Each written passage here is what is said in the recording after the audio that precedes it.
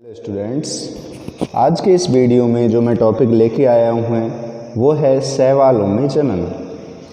शैवालों में जनन स्टूडेंट्स तीन प्रकार का होता है। पहला कायिक जनन, दूसरा अलैंगिक जनन, तीसरा लैंगिक जनन। शैवालों में जनन मुख्यतः तीन प्रकार का, कायिक जनन, अलैंगिक जनन और लैंगिक जनन। स्टूडेंट्स, जो मेन बात है कि जो इसमें जनन है वो मुख्यतः जनन ज़्यादा कौन सा होता है, एल्गी किस जनन को ज़्यादा प्रायोरिटी देते हैं, तो वो जनन है स्टूडेंट कायिक जनन। कायिक जनन एल्गी का मुख्य जनन है। हालांकि तीनों जनन पाए जाते हैं लेकिन कायिक जनन विशेषकर मोस्ट प्रोबेबिलिटी में पाया जाएगा। कायिक जनन है जो होता कब है, किस कंडीशन में होगा, तो जब एल्गी है या शैवाल अनुकूल परिस्थितियों में होता है पादप, तभी कायिक जनन प्रदर्शित करता है। जब एक तरह से शैवाल बढ़िया उसको खान पान मिल रहा है, बढ़िया उसको पोषण मिल रहा है, बढ़िया उसको एक तरह से प्रकाश संश्लेषण की प्रक्रिया मिल पा रही है, मतलब मेरा ओवरऑल कहने का मीन है कि उसकी जो एटमॉस्फेरिक कंडीशन है वो एकदम गुड है, अच्छी क्वालिटी की है, तो उस कंडीशन को अनुकूल कंडीशन कह रहे हैं उसकी। और अनुकूल कंडीशन में जो जनन शैवालों में मिलेगा वो कौन सा मिलेगा, कायिक जनन आपका मिलेगा। कायिक जनन है जो ऐसा नहीं है, शैवाल काफ़ी हैं, अलग अलग वर्ग हैं, तो सभी में कायिक जनन कुछ विस्तृत रूप से काफ़ी प्रकार का पाया जाता है। लगभग 8 से 10 प्रकार का कायिक जनन पाया जाता है। इसकी मेथड हैं, कायिक जनन तो एक ही प्रकार का, लेकिन इसकी विधियां हैं लगभग 8 से 10 प्रकार की। जैसे सबसे पहले कोशिका का विभाजन। कायिक जनन में पहले जो प्रकार है वो सेल डिवीजन है, कोशिका का विभाजन है। कोशिका के विभाजन के जरिए से भी कायिक जनन की प्रक्रिया हो सकती है। कैसे कि जब पादप को, शैवाल पादप भी है, जब शैवाल पादप को अच्छे से पोषण मिलेगा तो वो बहुत अच्छे से वृद्धि करेगा, और जब वृद्धि करेगा तो उसकी कोशिकाओं में विभाजन होना एक नॉर्मल सी बात है, और कोशिकाओं में विभाजन होकर वो आपस में क्या होंगी, विघटित होंगी। जैसे द्विविखंडन की, अमीबा के अंदर द्विविखंडन की प्रक्रिया होती है, इसी प्रकार से कोशिकाओं में विभाजन की प्रक्रिया होगी। इसके उदाहरण हैं यूग्लिना और डाइटम्स। तो कोशिका विभाजन नॉर्मल सा जैसे कोशिका के अंदर विभाजन होता है वही प्रक्रिया है, लेकिन यहाँ पर वो जिसका एक तरह से जो दृष्टि है उसकी वो जनन के लिए है। तो कोशिका विभाजन में, कोशिका विभाजन के जरिए से भी जनन पाया जाता है। यूग्लिना और डाइटम्स इसके बेस्ट उदाहरण हैं। दूसरा है कॉलोनी विभाजन, colony splitting. Students, colony splitting क्या है? शैवाल जगत में कुछ सदस्य जैसे कि डिक्टियोफेरियम और सेफेलोफेरियम, सेफेलोस्पिरियम और डिक्टियोफेरियम, ये एक तरह से शैवाल जगत के कुछ सदस्य हैं।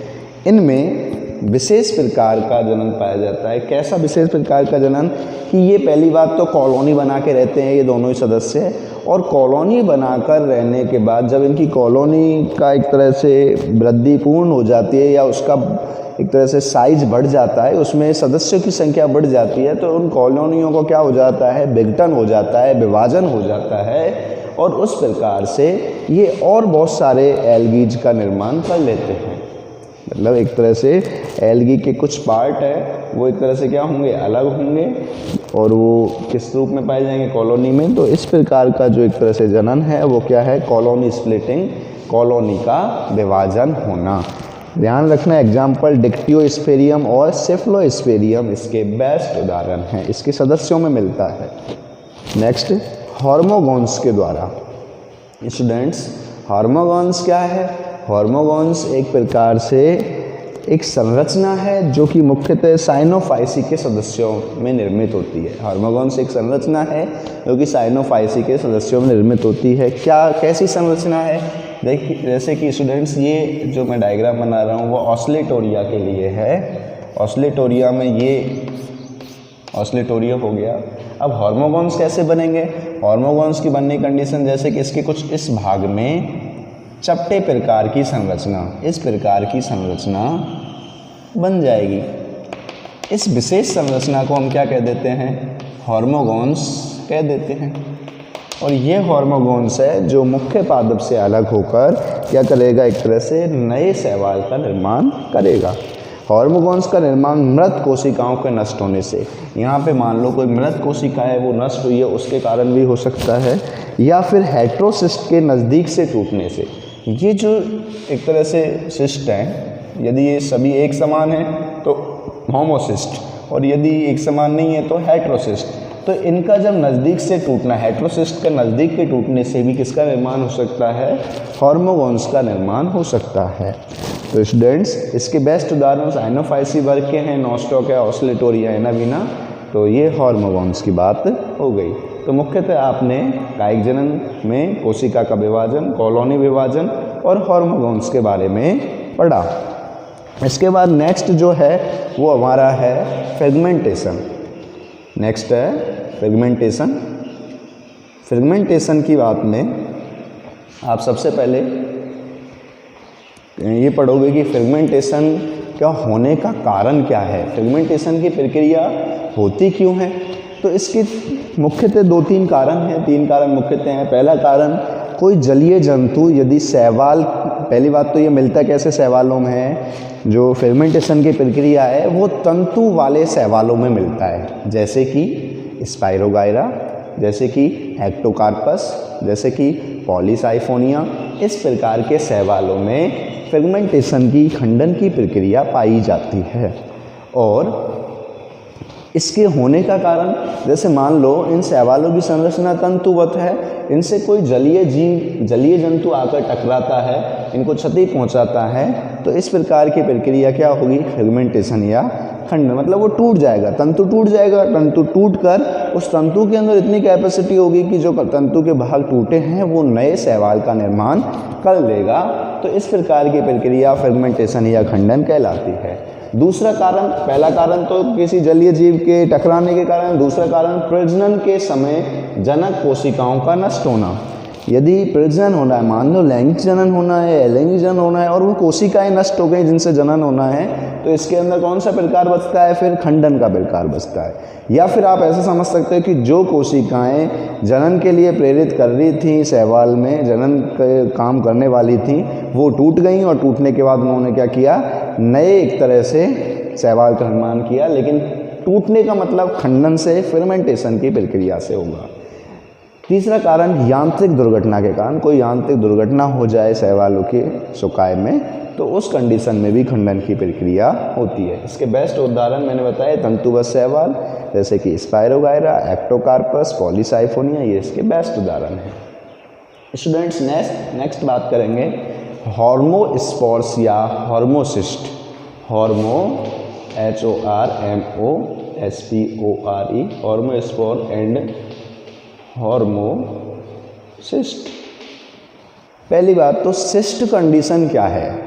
सिस्ट एक तरह से एक ऐसी गोलीय संरचना है जिस पे कोई ना कोई आवरण होता है, और उस आवरण की मदद से एक तरह से क्या है, वो जो संरचना है वो सुरक्षित रहती है।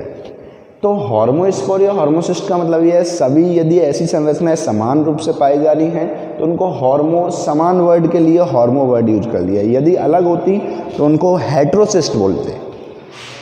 इसके बेस्ट उदाहरण हैं हार्मोसिस्ट, और ये हैं क्या, जब शैवाल एक तरह से कुछ विशेष प्रकार की संरचनाएं सिस्ट का निर्माण करता है, जो कि उसको एक तरह से एक प्रतिरोधक आवरण प्रदान करती हैं, तो उस प्रकार की संरचना को हार्मोसिस्ट और हार्मोस्पोर बोला। और उसके उदाहरण हैं बेस्टिएला और स्टाइगोनीमा।